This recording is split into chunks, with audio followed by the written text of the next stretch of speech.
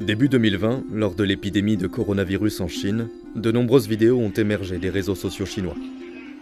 Elles montrent les conséquences de l'épidémie dans le pays et des mesures exceptionnelles prises pour l'endiguer. Arrestations, mise en quarantaine forcée, hôpitaux débordés. La plupart du temps, ces vidéos largement relayées en ligne sont dépourvues de date, de lieu ou même d'auteur.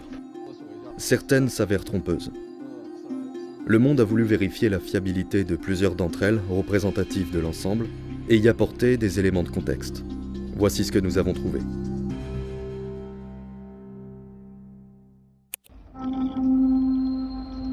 Le 16 février 2020, cette vidéo attire l'attention sur Twitter. Selon certains commentaires d'internautes, elle a été filmée à Wuhan, épicentre de l'épidémie, et montre les corps de personnes mortes du coronavirus entreposés dans la rue.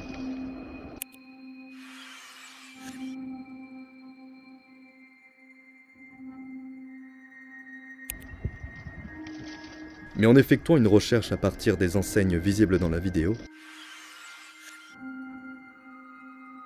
on s'aperçoit que cette rue se trouve en réalité à Shenzhen, une ville dépourvue de mesures de confinement à plus de 1000 km de Wuhan. Si l'on regarde à nouveau la vidéo, on observe par ailleurs que la plupart des magasins sont fermés. Ce qui suggère qu'elle a été tournée tôt le matin, à une heure où il est vraisemblable que des personnes sans domicile soient en train d'y dormir.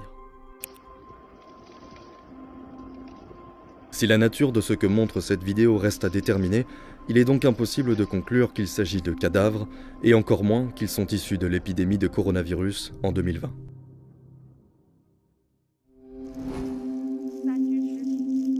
Cette vidéo a été publiée sur le réseau social Weibo le 24 janvier 2020. L'auteur des images dit être une infirmière travaillant à l'hôpital de la Croix-Rouge à Wuhan.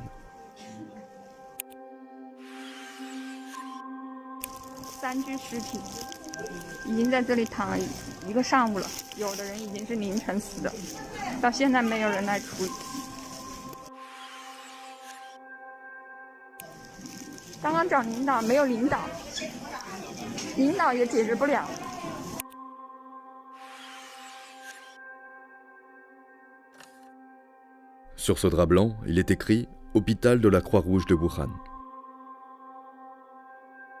Pendant l'épidémie de coronavirus, en janvier 2020, l'hôpital de la Croix-Rouge a été l'un des principaux hôpitaux mobilisés à Wuhan. Les photos publiées dans la presse chinoise montrent des lieux similaires à ceux visibles dans cette vidéo. Il est donc vraisemblable que cette vidéo ait été tournée à l'hôpital de la Croix-Rouge de Wuhan pendant l'épidémie de coronavirus qui a débuté fin 2019.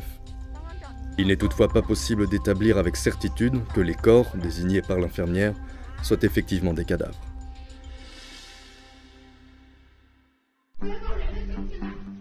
Sur ces images, un groupe de personnes équipées de vêtements de protection sanitaire sont en train de sortir de force 3 personnes d'un appartement.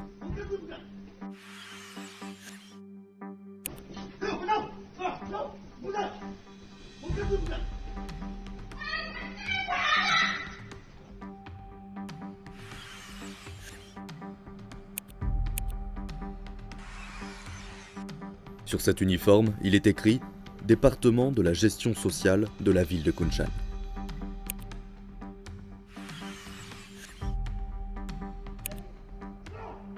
Au cours de l'affrontement, l'un des hommes en blanc troue son vêtement de protection. De son côté, l'homme qui résiste perd une manche et se retrouve presque torse nu lorsqu'il est finalement emporté. Mais regardons cette autre vidéo. On y voit là aussi des hommes vêtus de tenues de protection blanches.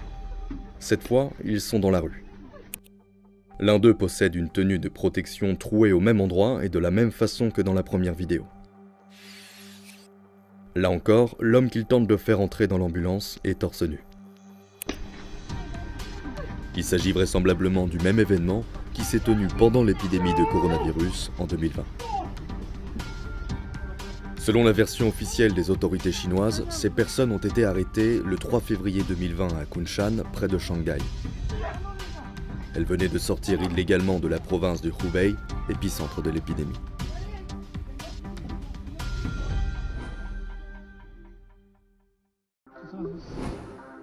Sur ce balcon, on distingue une femme portant un masque sanitaire. On l'entend crier et taper sur un objet, manifestement pour attirer l'attention.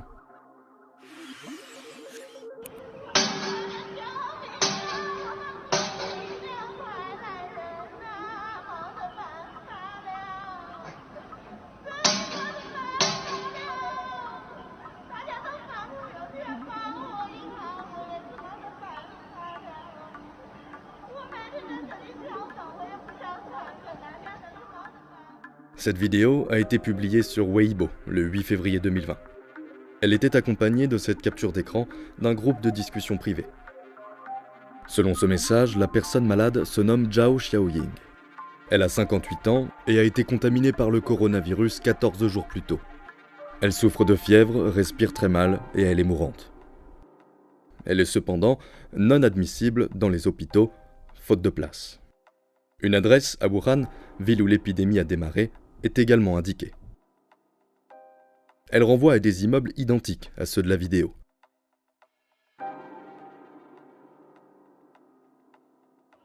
Selon la version officielle des autorités chinoises, le 9 février 2020, après que la vidéo devient virale, Zhao Xiaoying a finalement pu être hospitalisée.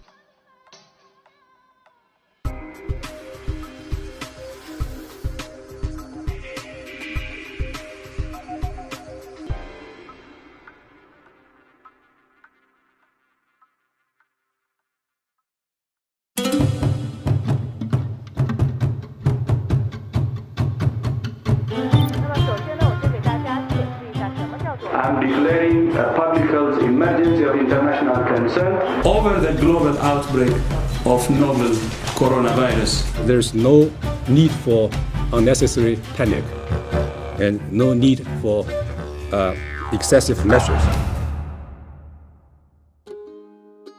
Un coronavirus est apparu en décembre 2019.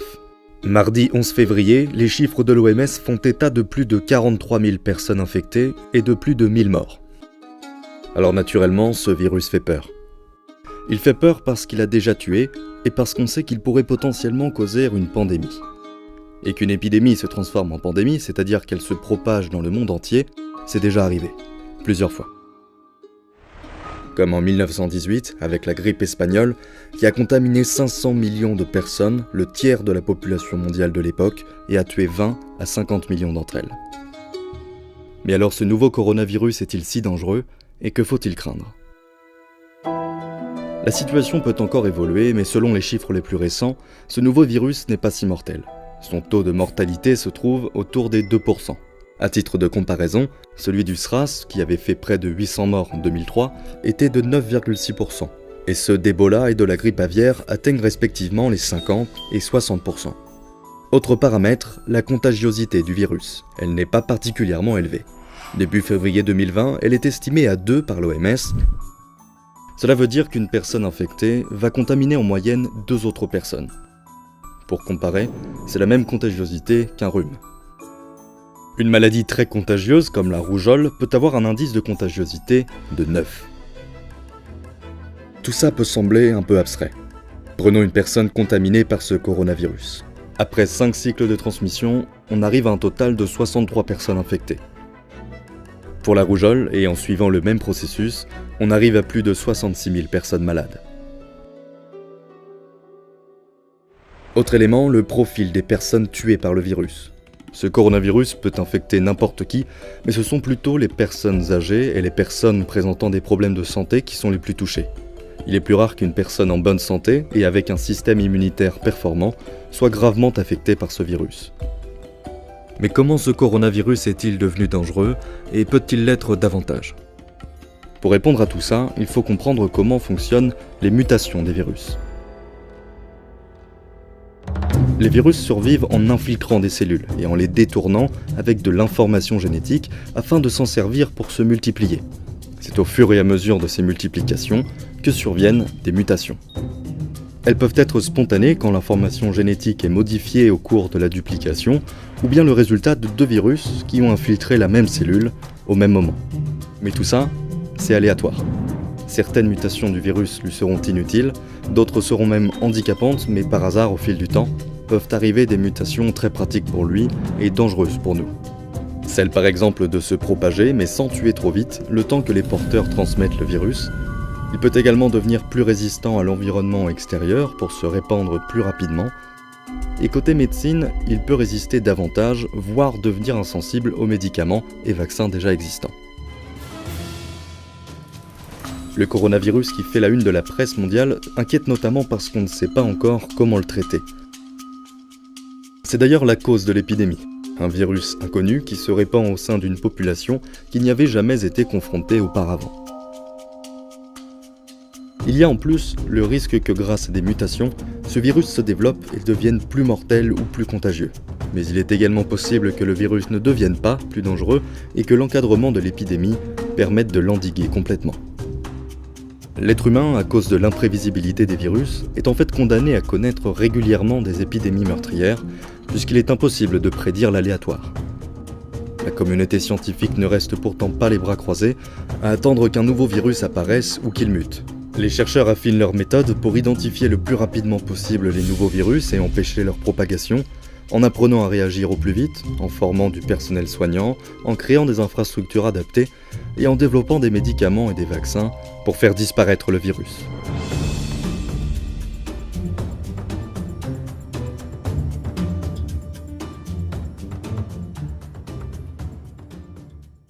Le moyen le plus efficace pour éviter la propagation de virus, d'infections et de microbes en tout genre est de bien se laver les mains.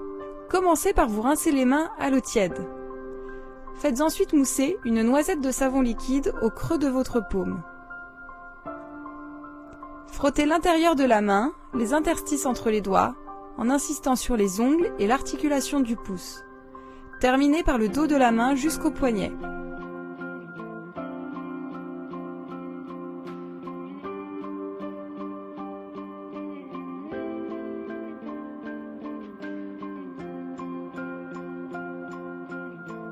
Rincez-vous ensuite en partant toujours de l'extrémité des doigts vers le poignet afin d'écarter au maximum les microbes.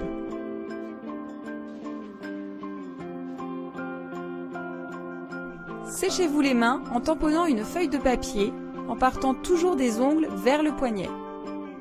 Recommencez l'opération pour l'autre main avec une nouvelle feuille de papier dont vous vous servirez pour éteindre le robinet.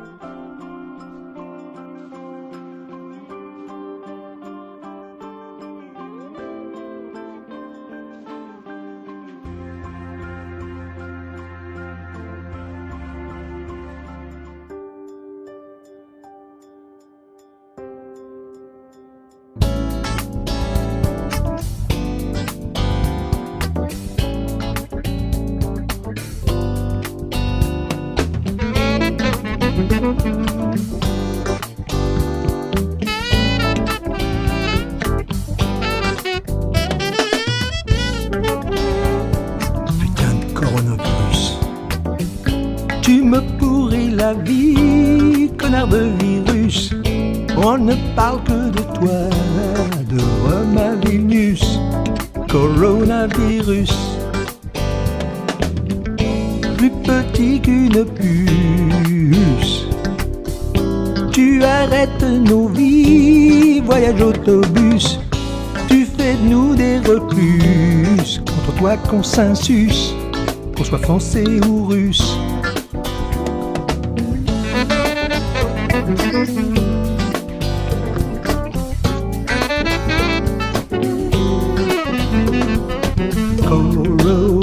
Coronavirus. Sur la terre, tu es un intrus. Coronavirus. Fous le camp, t'auras pas mon quitus. J'irai pas sous le tumulus. Où tu veux m'emmener, saloperie de virus. Je résisterai mordicus. Coronavirus, tu n'es qu'un détritus. Et si tu dois sur moi avoir le dessus, m'emporter tandis qu'on chante à l'Angélus, que je sois le dernier qui n'en ait pas plus à subir collapsus. Corona, coronavirus. Sur ma terre, tu es un intrus. Corona, coronavirus. Fous le camp, t'auras pas mon futus.